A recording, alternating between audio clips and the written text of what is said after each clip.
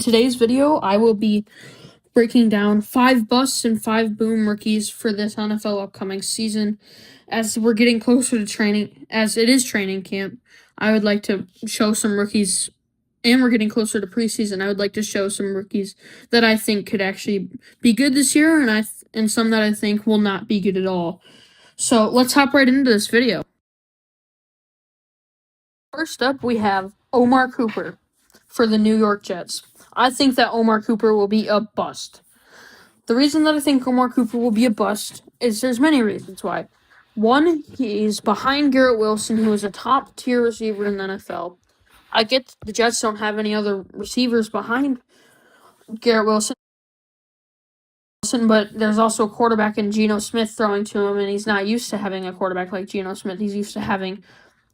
He's from Indiana. He's an Indiana athlete. He had Fernando Mendoza, but like every other quarterback was not that great, but he also didn't play great when he didn't have a great quarterback. In his freshman season, at Indiana, he only had 267 yards for 2 touchdowns and 18 receptions. And then in 2024, the last one was 2023. In 2024, he had 13 games. He played 13 games, 28 receptions, 594 yards, and 7 touchdowns. That was with Roque, who was a decent quarterback. But I don't think that he's better than Geno Smith. Geno Smith has played longer, but I don't think that he's better than Geno Smith. And then 2025, where he got to play with the number 1 overall pick, the Heisman winner, Fernando Mendoza, he had 69 receptions, 973 yards, and 13 touchdowns while playing 16 games. Ending up being a national champion. I think that he could very well be a great receiver in the NFL. I just do not think that the Jets are going to help him be a great receiver. I don't think they'll bring him all the way to his highest potential.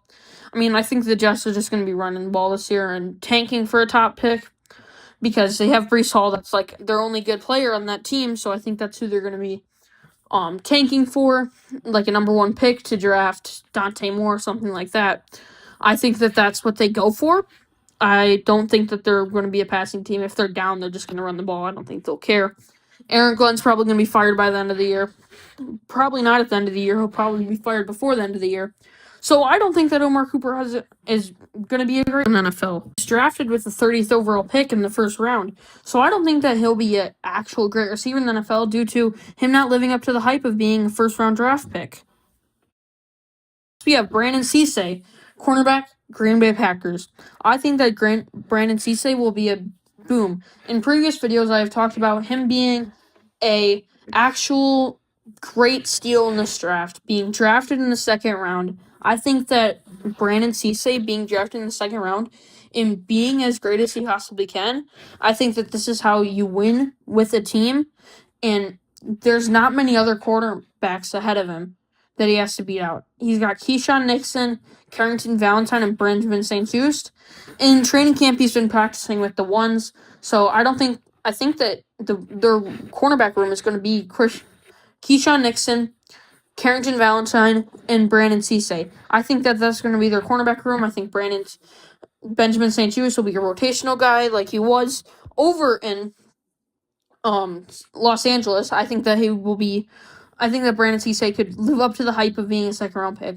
I think that was a great pick by Green Bay, and I just personally, not trying to be biased or anything, but I think that Brandon Cisse was a great pick out of Green Bay, and I would just love to see him playing on the field. He looks great in training camp. He's looking really, really good in training camp. So I'm just hoping that he lives up to what he could be. And the Green Bay Packers have not had a great corner since Jair Alexander back in his prime, which was 3 years ago now. So I think that Brandon Cisse will have a great year this year. Brandon Cisse played 3 years in North Carolina in college. He played 34 games. He had 41 solo tackles, 24 assisted tackles, and a combined tackles of 65. He had 2 interceptions over his college career. He had 10 pass deflections and 1 forced fumble over his career. I think that this will be a great year out of Brandon Cisse and one of the best pickups in the entire draft. I have Deshaun Stribling for the 49ers. I think Deshaun Stribling will be a bust. He was selected 33rd overall this past year by the 49ers and was projected to be a round 3 pick, and the 49ers took him with the first pick in the second round. That just proves something, that either he's going to be a bust and they've reached way too far, or the 49ers believe in him. I don't think that I do not believe in Deshaun Stribling. I mean, like, he had played 5 seasons in college football in only 56 games, played 4 games in his 3rd season of college football, had 216 receptions overall of his career, 2,964, almost 3,000 yards in his whole entire career, 23 touchdowns in his whole entire career. But he was just, I mean, like, he could play good ball. I mean, like, he never passed over 900 yards. He sticked at 800 for his past 2 last seasons. Played for both for Oklahoma State and Ole Miss. He never hit over 900 yards, which isn't that great for a college receiver. I usually like to think of a good college receiver if they hit over 900 yards or 1,000 yards. I don't understand why the 49ers reached so high. I know that he could go shock the world and be one of the greatest receivers, be the next Jerry Rice for the 49ers, but I don't think that he will. He's behind. They just signed Deebo Samuel. Ricky Pearsall just got injured and is out for the season. But I just don't think that he's going to be a great this year. They've got Christian McCaffrey. They got Brock Purdy. They got George Kittle. I think they're going to mainly focus on throwing to Deebo, George Kittle, and Christian McCaffrey. I just don't think that he'll have a great year, and that's really all I have to say about him. Mekhi Lemon of the Philadelphia Eagles. I think that Mekhi Lemon will be a boom. He will be one of the greatest receivers, one of the greatest rookies this year. I think that he will be one of the top tier guys that you're talking about next year. I think he's next year in your fantasy drafts in 2027. This is the guy that you're going to be taking like top 10. You're going to be seeing him on a lot of boards. I think that Mekhi Lemon is the next, next CeeDee Lamb, next Amon-Ra St. Brown. I think that he's got the talent, and with being drafted the first round of 20th overall, him going almost to the Steelers and the Eagles swiping through, trading with the Cowboys, taking their guy, I think that this was just one of the greatest picks. They draft him and then trade away A.J. Brown. It's just him and Devonta Smith. I get that Jalen Hurts and Devonta Smith have a great great relationship together, but I think that this guy could be the next person that could be that leader of that receiver room. Mekhi Lemons was drafted the first round, 20th overall, and I mean, like, that's great. He was an All-American. He's 24. He played 3 years of college football, all for the USC. He played 33 games. Only one season he did not play all 12 games.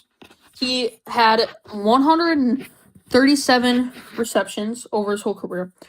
2,008 receiving yards. Like I said in the last one with Deshaun Stribling, I'd like to see at least over a 1,000-yard year from one receiver to be like a first round, a great receiver in the NFL. But I think that 1,100-yard season, 1,150-yard season, I think that's a great season last year. And then finishing out with 14 touchdowns overall. You can tell that 2025 was his best season by far. Had 11 touchdowns in his freshman year. Only 88 yards and 6 receptions his freshman year. You can see that he started to get more playing time and more snaps and everything. I'm excited to watch Mekhi Lemon this year, and I think that he could definitely be a candidate for Offensive Rookie of the Year.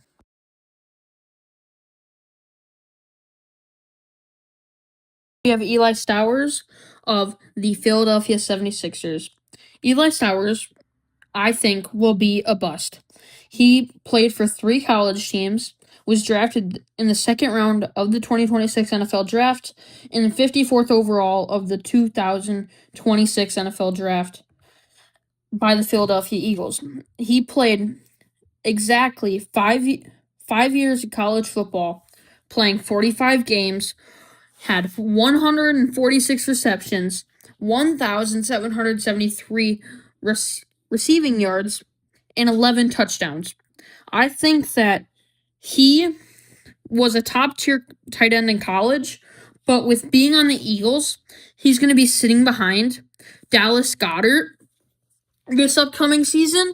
The only way that he will get playing time is if they're running a 2 tight end offense, and plus they have Mekhi Lemon and Devonta Smith and Saquon Barkley to run the ball to, and Dallas Goedert to throw the ball to. I don't think that he will get many targets this upcoming season. They also have the Packers wide receiver Devontae Wicks. So I don't think that Eli Stowers will have a great year. He was very, very good in college. Don't get me wrong.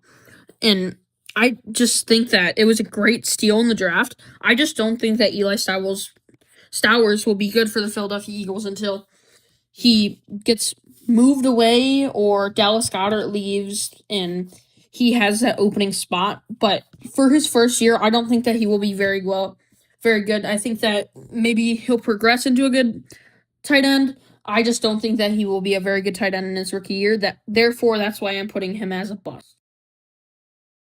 Dylan Thieneman, safety, Chicago Bears.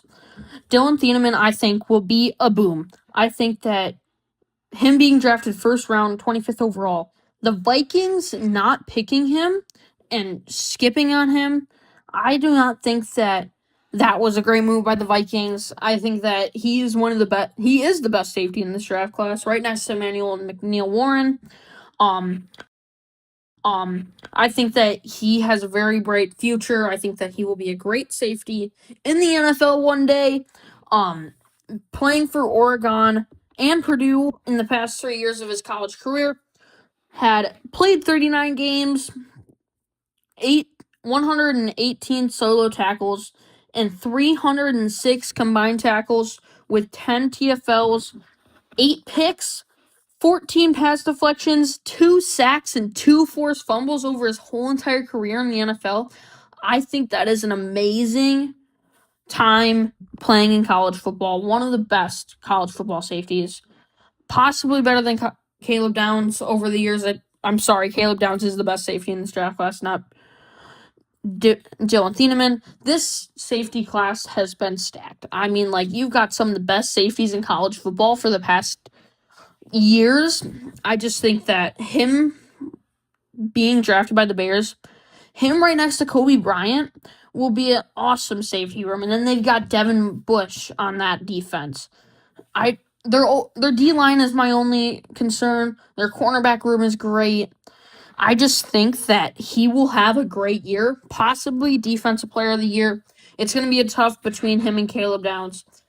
And I just think that he will have a great year. Even as a Packer fan, I'm saying that a Bears player will have a great year. And that's hard to say for me. But I think that Dylan Thieneman will be a great safety in this league. Next, we have Denzel Boston of the Cleveland Browns. I think that Denzel Boston will be a bust. Denzel Boston played 4 years in college, was drafted second round, 39th overall by the Cleveland Browns in the 2026 NFL Draft. He played for Washington his whole entire career. Like I said earlier, he did play all the games in 2023. Only 5 receptions and 51 yards. Not a single touchdown for his first 2 years in college.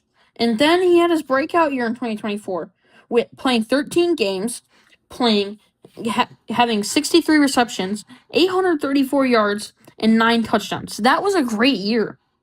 But what I said earlier is I don't like to make my risks on college receivers when they don't go over 1,000 yards. And this is another situation where he didn't go over 1,000 yards. And then in 2025, he did the same exact thing as the past year, which is with more yards and more touchdowns. with less receptions and one less game. I think that he probably would not have hit over 1,000 yards if he plays that last game. But he only had 1,781 yards in his whole entire career with only 132 receptions. And with him being drafted in the second round, I thought that he was a great player. I thought that he could go to Buffalo. I thought that he would have been a better fit for Buffalo. I mean, Cleveland drafted a lot of receivers this past year. They signed a lot of receivers this past year. They've already got Jerry Jeudy. They don't have a great tight end. They don't have a great quarterback. I mean, I don't think that he'll have a great season. He didn't have that many great quarterbacks in the college, and when he did have a great quarterback, he didn't do very well. So I just don't think that Denzel Boston will be that great in the NFL, and I think that he could go on to do something at some point, but I don't think that in his first 1 to 2 years he'll be a great NFL player. That's all I gotta really say about Denzel Boston. Next, we have Akeem Mesidor, defensive lineman for the Los Angeles Chargers. I think that Akeem Mesidor will be a boom in the NFL. He was drafted in the first round, 22nd overall of the 2026 NFL draft class by the Los Angeles Chargers. He had played 6 seasons of college football and has played for 2 colleges in his career, West Virginia and Miami. Over those 6 years, he has played 65 games. He's had 208 combined tackles, 52 and a half TFLs, 35 and a half sacks, and was part of the Miami team that went to the college football playoff championship and played Indiana, but did lose. He was on the other side of Reuben Bain the whole entire season, and he ended up still racking up 12 and a half sacks. That is absurd for playing alongside one of the best edge rushers in the draft class, who was drafted just 10 picks before him. I think that Akeem Mesidor could be a great defensive lineman for the Los Angeles Chargers. Lining up against Khalil Mack, you can't double-team both of them. They're going to be double-teaming Khalil Mack the whole entire season. I think that he could have more than 12 and a half sacks this year and could be in that depoy race. We have Bud Clark, safety out of TCU and plays for the Seattle Seahawks. I think Bud Clark will be a bust. He was drafted in the second round, 64th overall in the 2026 NFL draft by the Seattle Seahawks. He has played 6 years of college football, all of them for TCU, and he had played 61 games for them. He's had 214 combined tackles. Being a safety, I think that you need to have a little bit more tackles. 3.5 TFLs. I think he was a strong safety in college. I think that I would like to see more TFLs. And then 1 sack. I'd like to see him more in the backfield.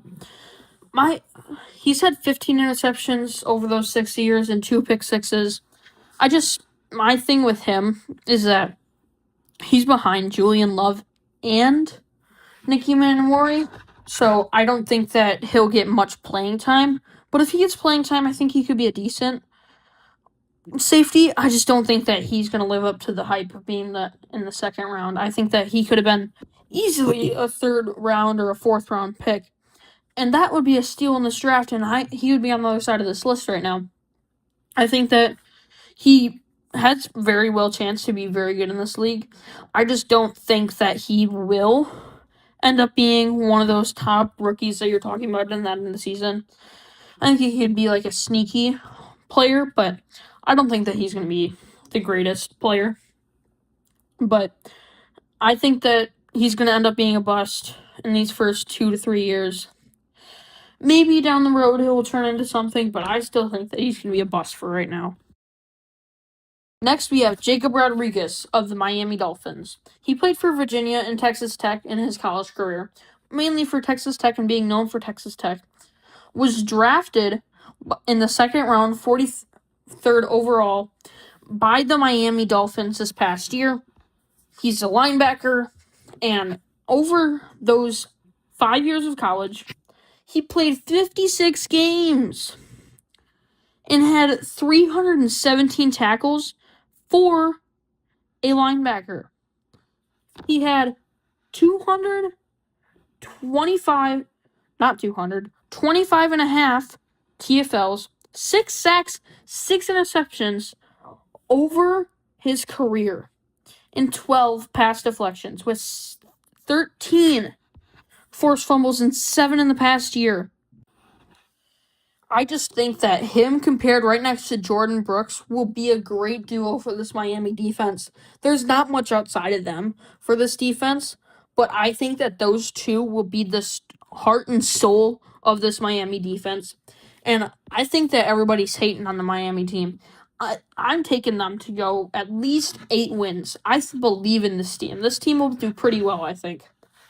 But that's really all I gotta say for this video. Jacob Rodriguez, I think, will be one of those guys to talk about at the end of the year. Thank you all for watching. I just want to really appreciate you guys stopping by the channel. I also want you to go over to my card channel, layaway cards. I'll put it up on the screen that you can go check out. I think that if you're into cards, you'll like that channel. Here at Pack Edits, we're trying to hit 300 subscribers by our 1-year anniversary of YouTube, which is going to be August 28th. By the time of release, that is 25 days out, and we're about 45 subscribers away, so please hit that subscriber button. Please share this video, make sure to like, subscribe, and comment, and please check out all other videos, and God bless.